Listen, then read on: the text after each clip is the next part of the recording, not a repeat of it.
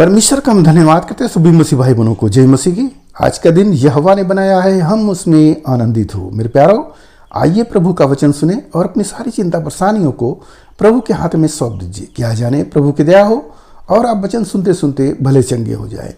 तो जो लोग नए हैं कृपया इस चैनल को सब्सक्राइब कर दे। तो यहाँ पर मैं लाया हूँ आज्ञा पालन का आशीष। जब हम आज्ञाओं को मानते हैं तो प्रभु आशीष देते हैं। तो उस आशीष में क्या मिलता है उसके लिए हम वचन पढ़ते हैं। आप लोग ध्यान से सुने, प्रभु आपको आशीष देंगे। लेवी व्यवस्था अध्याय 26 वचन 11। मैं तुम्हारे बीच अपना निवास स्थान बनाए रखूंगा और मेरा जी तुमसे घृणा नहीं करेगा, और मैं तुम्हारे मध्य चला फिरा करूंगा और तुम्हारा परमेश्वर बना रहूंगा और तुम मेरी प्रजा बने रहोगे। आमीन। जब हम परमेश्वर की आज्ञाओं को मानेंगे तो परमेश्वर बता रहे हैं कि मैं तुम्हारे बीच में रहूंगा और तुम मेरी प्रजा बने रहोगे।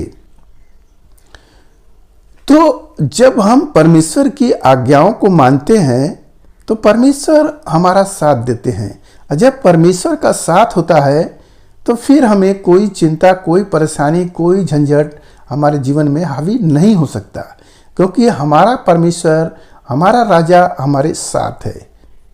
तो हमें किस बात की घटी?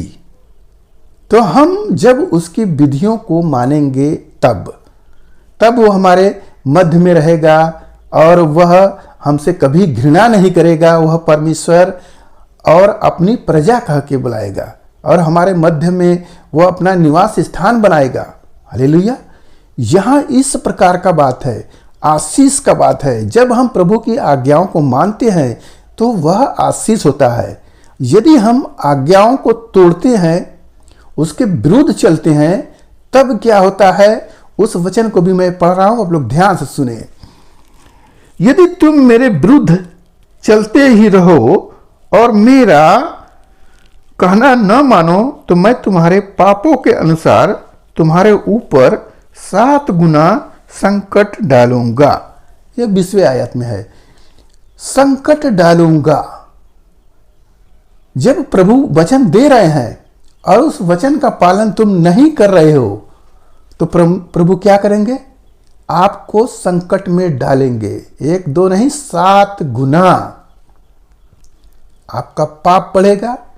पहले परमेश्वर वचन देंगे, वचन को लिखा है कि कहना जब नहीं मानोगे तब क्या होगा? आपके जीवन में पाप आएगा, और जब पाप आएगा तो उस पाप में फंसोगे और प्रभु का दंड आपके ऊपर आ जाएगा। कई मसीही भाई बहनों के जीवन में परेशानी आता है। पहले यीशु मसीह में आते हैं और उनको क्या होता है? बहुत आनंद है, बहुत अच्छा है, हम यीशु मसीह को मानेंगे, उपवास भी रखेंगे और बहुत कुछ दान दक्षिणा देंगे, सब कुछ करते हैं। जैसे ही आगे बढ़ते हैं उनके जीवन में फिर दंड आता है तो कहते हैं अरे मेरे जीवन में पहले आया था, अब नहीं हो रहा है, अब मैं यीशु मसीह में नहीं रहूँगा, अब मैं जाऊँगा। तो जब वो यीशु मसीह से छोड़कर, प्रभु को छोड़कर फिर दूसरी जगह जाते हैं तो और भी 7 गुना दंड आ जाता है, क्योंकि शैतान इंतजार कर रहा है, आपका पाप आपको खुजवा रहा है।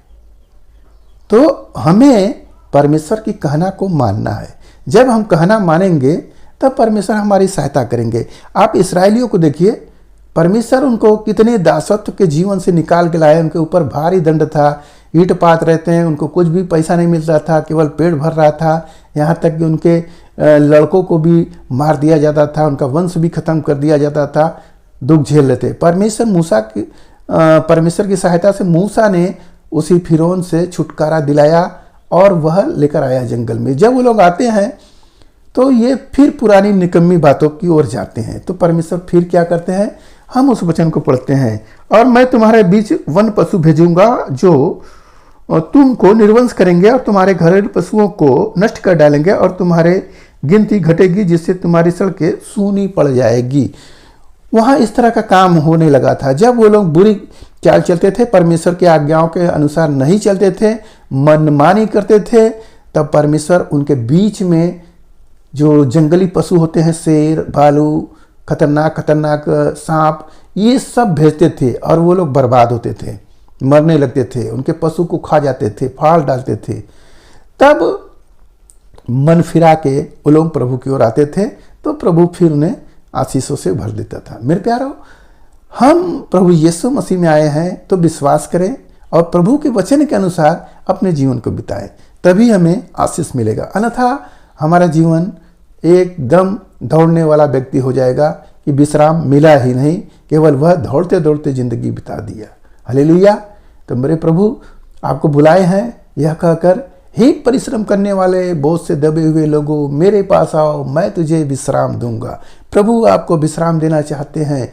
आओ प्रभु के पास और प्रभु के विधियों नियमों को पालन करो, प्रभु आपको आशीष से भर देंगे। मेरे प्यारों, आज के इस वचन से जो कुछ भी मिला उस पर ध्यान करें, प्रभु आपको आशीष देंगे। आइए आपके लिए हम प्रार्थना करें। महान परमेश्वर, हम आपका धन्यवाद करते हैं इस मिश्रा आज के दिन प्रभु जो ये वचन मिला, जितने सुने प्रभु ने आशीष मिले, उनके घर परिवार में सुख शांति बनी रहे, सभी लोग भले चंगे रहे। धन्यवाद करते हुए प्रार्थना यीशु मसीह के नाम में, आमीन।